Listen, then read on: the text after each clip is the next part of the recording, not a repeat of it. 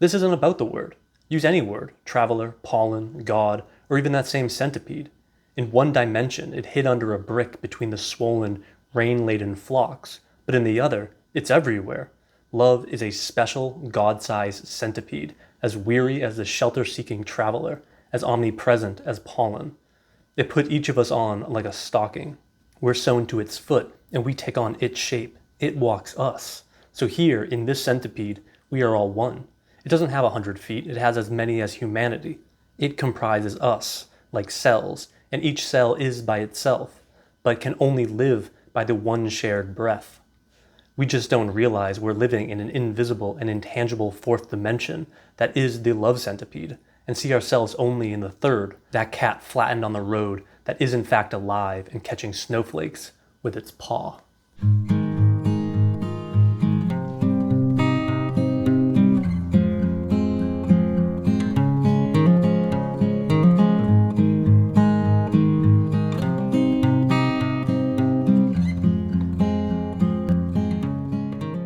Hey everyone, and welcome to Travel Through Stories. My name is Sean, and today I want to talk about Maidenhair by Mikhail Shishkin, translated from the Russian by Marian Schwartz. This book was published originally in Russian in 2005 and was translated into English in 2012. And I need to say right up front, I absolutely loved this book.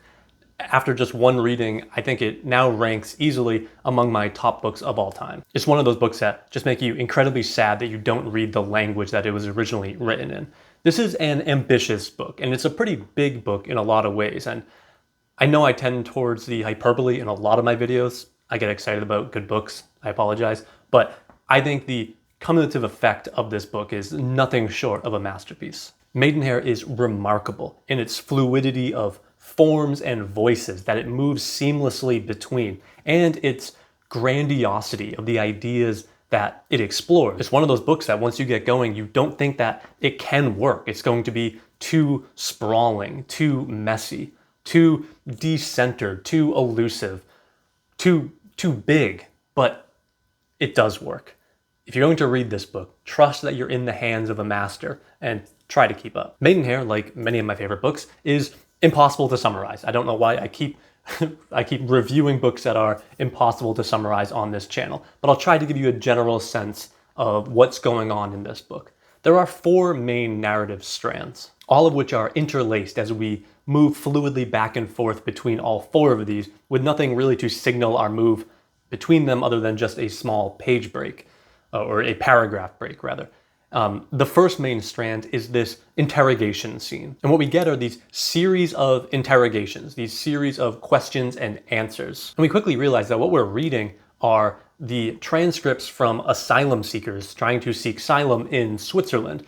The refugees are from Russian-speaking places, probably Chechnya or something like that, and they're coming to Switzerland to seek refugee. And what we get are these transcripts from all of these different refugees who came through this process and are being interrogated essentially. And we quickly realize that this isn't just like an interview or something like that. It's an interrogation where the questioner is trying to catch the refugee in a lie. They're trying to figure out if these refugees are honest or not. And this narrative strand takes place pretty much in the modern day, say late 20th century. Alongside these series of interrogations, there's another narrative strand that follows the translator. In the interrogations, there is a questioner, an answerer, and all of this is being siphoned through a translator. And that's kind of our main character in this novel, as the second strand follows him in his daily life as he becomes estranged from his wife, travels to Italy, and does all sorts of different things. And the third narrative strand is very similar to that one, and it consists of these letters that translator, or the interpreter, writes to his son. His son he calls Nebuchadnezzarsaurus. It's a great name. But this kid rules over a distant, if imaginary, land, and his father, the translator, is always writing these letters to him. And they talk about all sorts of bizarre things, but it's often very mythic and very biblical and very kind of imaginary at times. And then the fourth strand, which takes up a hefty amount of the page count, especially in the kind of second half of the book, follows this Russian singer named Bella. And the reason why we're following her is because our translator is working kind of a side gig to translate her diaries. And she, Bella, grew up in the 1910s and the 1920s, and so it's through her that we witness things like World War I breaking out, the Russian Revolution, and stuff like that. So we get this more kind of singular narrative of her life interspliced throughout this book. And so that's the basic overview. On the face of it, it doesn't really seem that complicated. And if it does, don't worry, because it really isn't.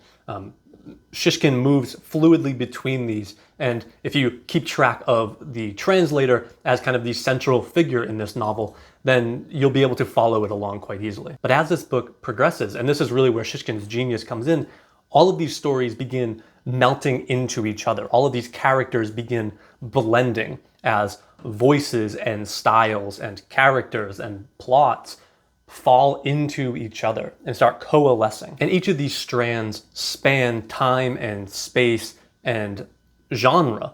The Letters to the Sun, for instance, have all of these like mythic and biblical allusions. And so there's really this breakdown of genre, of time, and of space. And I'll come back to that in just a bit. But just to give this video some structure, I want to essentially look at three different things. The first is I want to spend a lot of time looking at the interrogation scenes, as that's what opens the book, and this is a recurring scene throughout this entire book.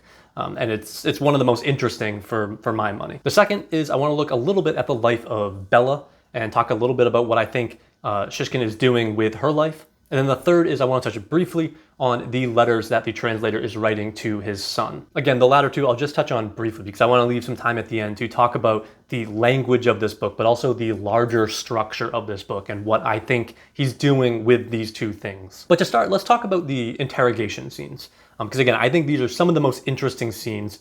And I think it's in these scenes that Shishkin is posing the book's central questions. Further, it's in these moments that Maidenhair is at its most polyphonic, as we get all of these different voices, and we're never given the names of the characters here, and we're often not even told when one interview ends and another begins. So all of these voices just begin falling into each other. In these interrogations, there are stories nested within stories, as the interviewer will ask a question, trying to figure out who this refugee is, where they come from, what they're about, what their motivations are, and the refugee will answer in any way that they deem fit. And so we get an immense number of different voices. Occasionally the refugees are terse, as they're reasonably terrified at the process they're going through.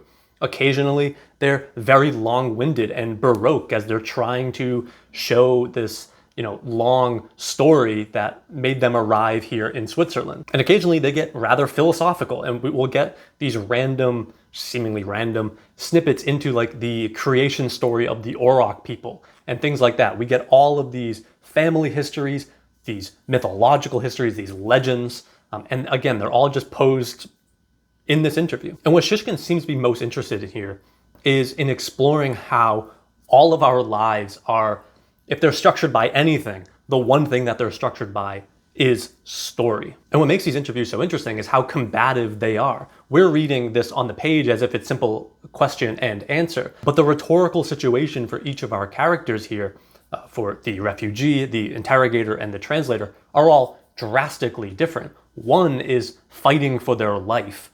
One is trying to catch the other person in a lie, and the last person, the translator, is carrying meaning between these two people, right? He's interpreting for both of them and being the interlocutor between them. So these question and answers, for us, they're mere glimpses into these character lives. But for them, they're the difference between life and death. If they don't get asylum, who knows what will happen to them? It actually reminds me quite a bit of the opening pages of Servio de la Pava's A Naked Singularity, where the main character is working as a public defender in New York City, and he hears all of these cases, and we just get this just slew of stories coming into his office as all these characters come in, spend 30 seconds explaining their case. The lawyer says, okay, good, got it, and the next person comes in. And so you really get this overwhelming amount of voices that our characters are navigating. And I think this really drives home the disconnect between the seriousness of this process and the flippantness of the bureaucratic process that handles it. I mean, most of these stories are absolutely brutal, right? They're tales of war and genocide and atrocity. And now they have a chance to gain some level of security with asylum. But of course, that's exactly the kind of story that someone seeking asylum would tell to convince the person to let them in. That is, the stakes are so high, who's to say that the refugee isn't exaggerating or outright lying? Does it even matter? These are the questions that we're asked and that the interrogator and the translator are implicitly asked as well. And there are pages and pages of stories that these refugees tell, but there are also pages and pages of stories that the questioner tells as well, as he often adds on to these stories or tells his own stories for whatever reason, either to trip up the refugee or just because he wants to tell these stories. But he'll occasionally contradict the refugee, and it's unclear why he's doing it. It's unclear if he's even listening or if he's doing it on purpose to try to trip them up. There's one moment quite early on where we don't even get what the refugee said. We just get a 10-page story where the interrogator tells the refugee to their face what they just said, theoretically summarizing what he just heard, but who knows? And then we just get this. That's the straight goods? Answer. Yes, I think so. I don't know. Maybe I got something mixed up. You have to forgive me. I'm upset. Question. Just calm down. It's all behind you now. Do you want some water? I realize you're having a hard time of it right now. Answer. Thank you. Word of honor, I tried to tell you everything the way it was, and you see what came of it. Question. It's nothing terrible. Everyone tells his story the best he can. Answer. I didn't make anything up. That's how it all was. Do you believe me? Question. It makes no difference whether I do or I don't. And so very quickly, all of these stories just start getting blended together as we lose sight of who's talking, let alone what is truth and what is fiction. At times, the interrogator and the asylum seeker will tell stories together. They'll kind of rhapsodize off of each other. Occasionally, they'll tell contradictory stories, telling two different stories, but at the exact same time. At another point, another refugee asks the interviewer if they believe him, and the interviewer just responds, I don't know. There's no finding out who you really are anyways. You walk into this fishery office, you tell us what did and didn't happen, you stammer, gasp, sniffle, and weep, you show your notes from hospitals, you roll up your sweater and shirt to show your scars, as if someone could believe you were hung up on a hook. You ask for a drink of water, you wipe your tears and snot with tissues, a pack of which is always in front of you on the table. You don't know what to do with your hands. You chew your nails and dig at your hangnails, scratch the mosquito bites on your ankle. But in actual fact, there is no real you. And of course, there is an added layer to all of this, as in the rhetorical situation, they are speaking two different languages, and all of their words are being interpreted through a translator, through an interpreter. And I just love books that center a translator because it forces you to reconsider every single word that you're presented. You have to consider what is being translated, how it was translated. And of course, to add to this, I'm reading a translation of this book. Now, there's no reason to really believe that the translator within the book is ever messing up or lying or anything like that. But the idea that what we're getting are these refugee stories through this translator, through Mikhail Shishkin, through Marian Schwartz, is just really too tantalizing not to highlight. But I think this actually gets at a central question of this book. In these moments, not only are we getting this kind of game of telephone, but we're getting a hermetic framework for uncovering the truth in these stories. Where does the truth even lay? Can we separate fact from fiction? Or are these stories just a messy byproduct of memory and trauma? You gotta remember, almost all of these refugees have gone through serious trauma. Are their memories and their stories messed up because they're lying, or are they messed up because they have faulty memory? We never get the asylum seekers' names or anything that is pertinent to their case. In fact, they're basically just completely dehumanized by this bureaucratic process, as the only thing we get are the transcripts of their words. And so we're meant to read these stories that are coming basically ex nihilo and decide whether this refugee deserves to live or die. And ultimately, we never find out if these refugees get asylum or not, as As soon as that interview is over, they bring in the next refugee, and that interview begins. It really emphasizes that stories are the only true thing about us. Whether they're true or not matters much less than if the interpreter believes that they're true or false. As readers, the only things that we can judge them by are their stories. And the guy from Lithuania heard the story about the brother who burned up and the murdered mother from someone else. What difference does it make who it happened to? It's always a sure thing. The people here are irrelevant. It's the stories that can be authentic or not.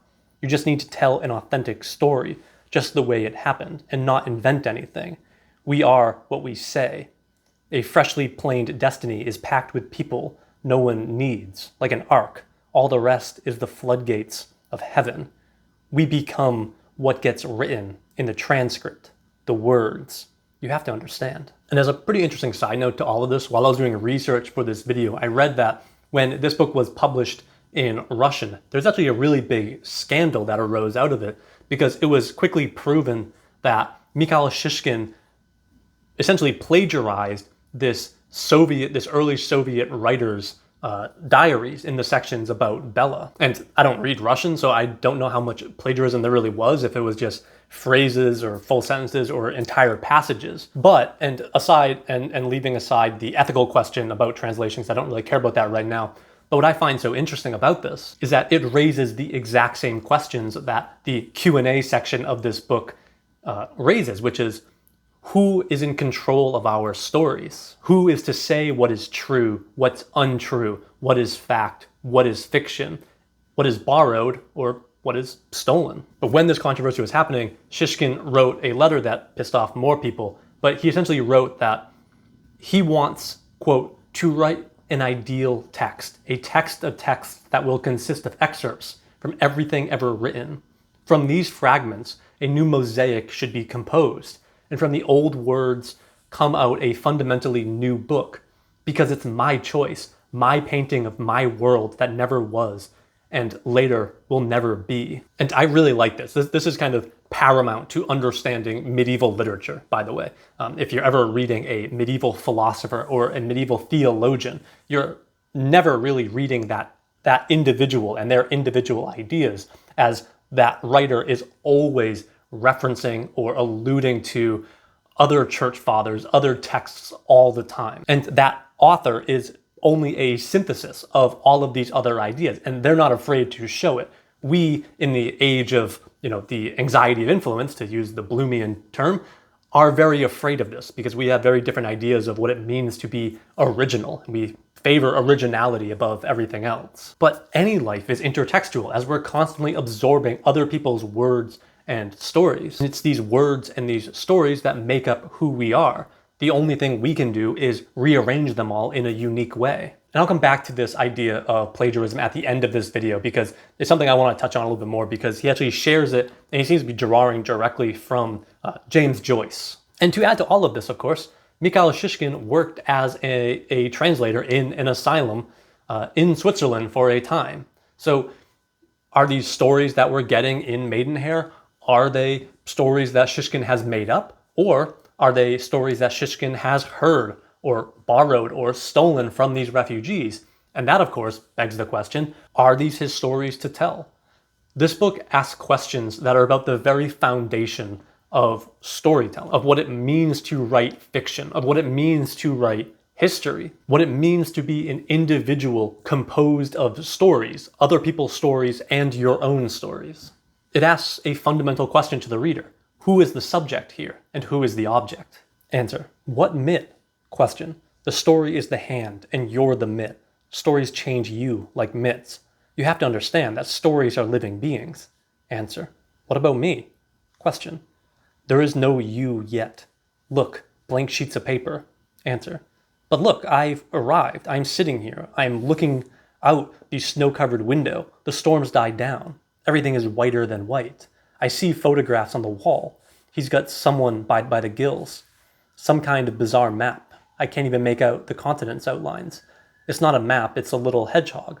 It's squeezed in between the wild strawberry and the whortleberry bushes, and the berries were speared on its needles. Question. No, really, there's no one here yet. Answer. What do you mean, no one? Then whose shadow is this? You see, on the wall, here's my palm, and now a dog's head, arf arf. If I use both hands, then look, a flying eagle. Here's a wolf snapping his teeth. Question. Wrong. A dog, a wolf. None of this is the real thing. Your story is the groom, and you're the bride. Stories choose the person and start wandering. Damn, this book is so good. So let's move on and talk a little bit about the life of Bella that we get. And again, this takes up a significant portion of the page count. We're not introduced to it until about 100 pages into this book, but it becomes central to the rest of the book. As these sections begin by just telling Bella's life, by retelling her life in the first person, before shifting into basically being direct translations of her diaries. And so we get it in diary format towards the second half of this book. And like I mentioned earlier, the thing that connects the Q&A section and the life of Bella is that the translator is the one translating these diaries. But these stories are also connected because both Bella's story and the translator's story are both told in the first person. Both are told by I. Again, there's always a blending of voices and of people in this book. But what I found particularly interesting about this section is how Bella is really the artistic dreamer of this book. She is very much a Soviet Stephen Dedalus. She's the naive young artist who thinks that through her art, she can change the world. When we first meet Bella, she's quite young. She's still in school where she meets a young boy, falls in love, then World War I breaks out and he gets drafted and so on. I'm trying to be a bit vague here because I don't really want to spoil the specifics of what's going on in the story. But her story is really an attempt to live a artful life, a life full of love and camaraderie. But this keeps getting interrupted by these big historical events that we all know the names to. And what I think this narrative really does in this book is provide a melody onto which all of these other stories then harmonize. Bella's story is filled with broken dreams and heartaches and despair, but there's always this glimmer of hope. And I think a lot of the other voices that we hear in this novel are similar in a lot of ways, though perhaps not as outrightly hopeful as she is. She writes at one point, "The war is going on and I'm singing, but I can't bandage up the wounded like Tala. I can, of course, but so can hundreds of other young women. Let the daring and the decisive ones do it, not those like me. No, I'm daring and decisive too, and I want to sing. It's not my fault that my youth came in time of war. I won't get another youth. And I'm convinced that singing when all around is hatred and death is no less important, maybe even more important. This is what I believe. If somewhere on earth the wounded are finished off with rifle butts, that means somewhere else people have to be singing and rejoicing in life. The more death there is around, the more important to counter it with life, love, and beauty." I mean, and she is absolutely right. I mean, we need art, especially in times of war. We need art. And so we have these interrogations. We have this narrative of Bella's life, which is very, very interesting, and I don't want to go into too much detail. But then, of course, we have this other strand that I particularly like, which is the translator writing these letters to his son, whom he calls Nebuchadnezzarsaurus, and who rules over this distant and imaginary land. And these moments are filled with wonder and imagination and make-believe as the narrator and his son kind of play make-believe. But it isn't all just pretend. In these sections, we get these glimpses, as the name Nebuchadnezzarsaurus indicates we will, into biblical history and legendary history and mythological history. And what this does is break down time and history. It breaks down the idea that history is teleological, as here it's not even linear, as we keep getting just sucked into this biblical historical past, and then we'll get pulled back into the present. It's very similar in a lot of ways to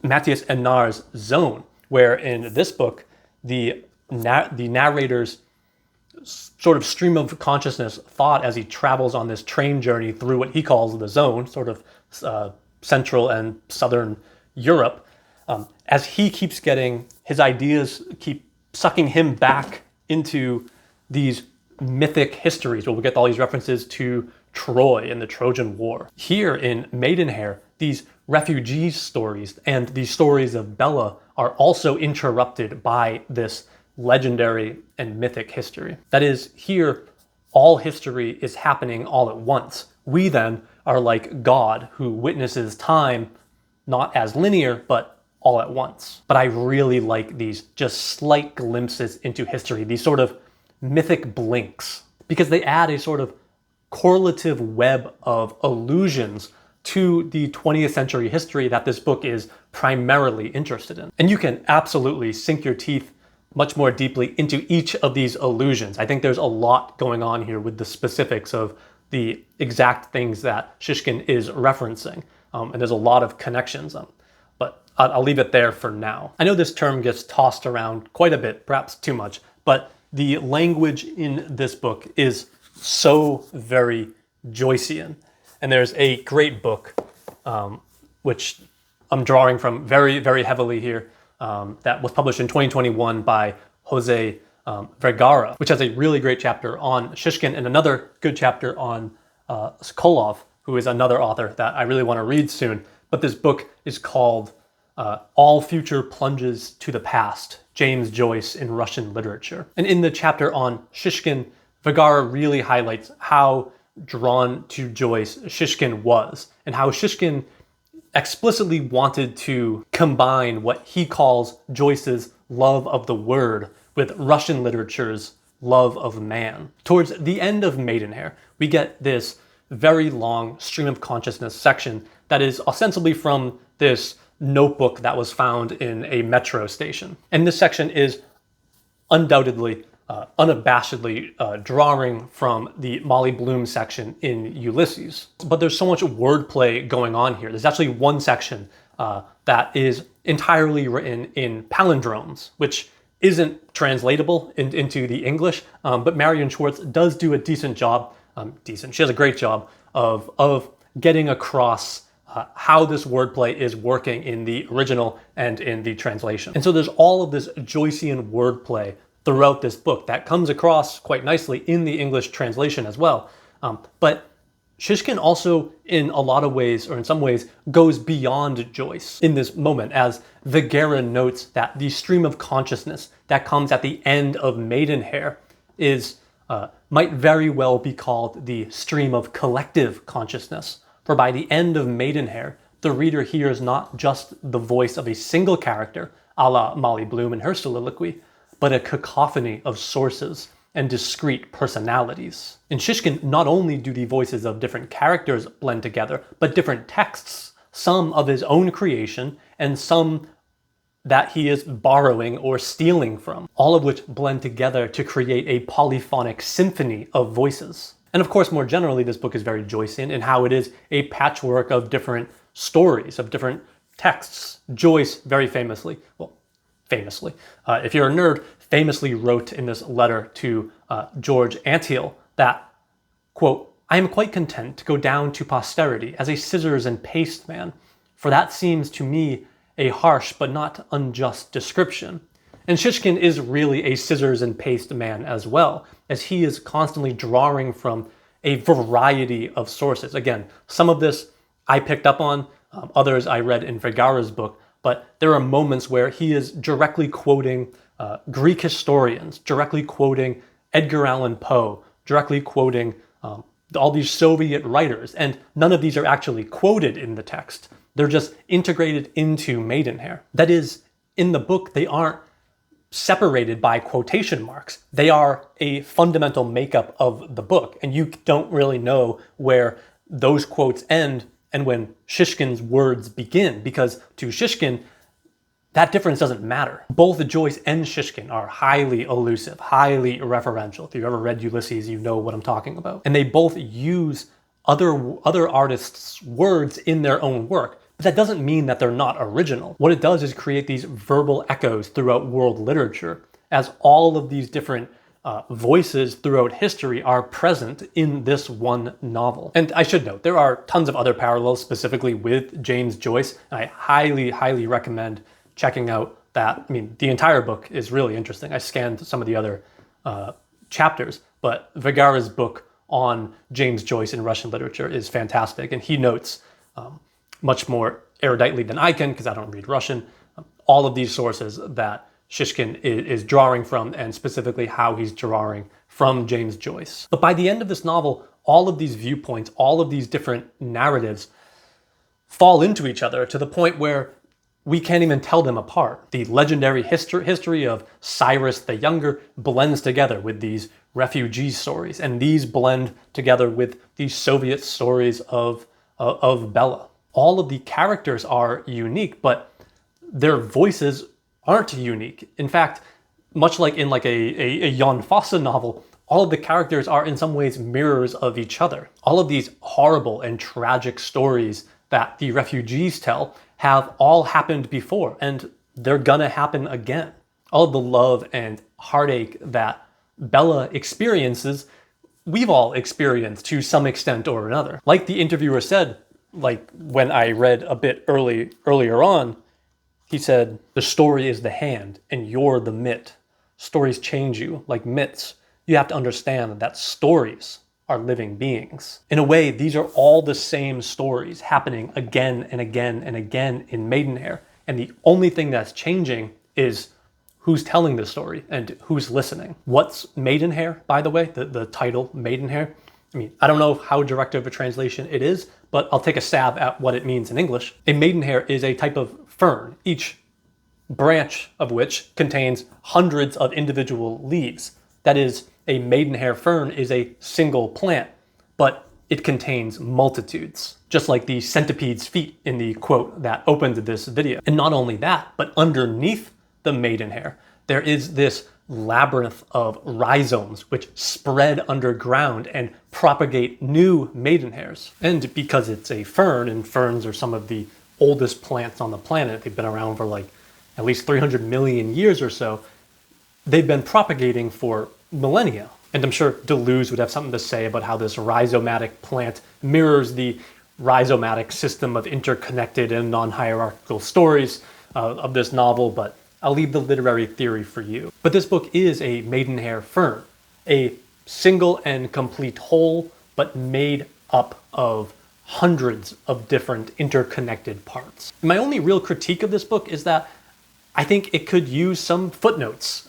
I'm not sure why publishers are so afraid of footnotes, but I read in an article that the German edition has something like 200 footnotes in it, which sounds very German, to be fair, but I think this book could very well do with a critical edition with a critical apparatus around it consisting of footnotes and endnotes to explain some of the references and allusions that, you know, someone like me isn't the smartest person, not that well read, I don't pick up on. All of this just makes me even more sad that I don't read Russian. And in fact, Andre over at the Untranslated blog has told me that Shishkin has this other book that hasn't been translated and doesn't look like it's going to be translated anytime soon, called The Capture of Ismail, which is a shame because based on Andre's synopsis on his website, it seems to be just as wonderful, if not better, than Maidenhair, but you know, woe to the monoglot. Maidenhair tries to capture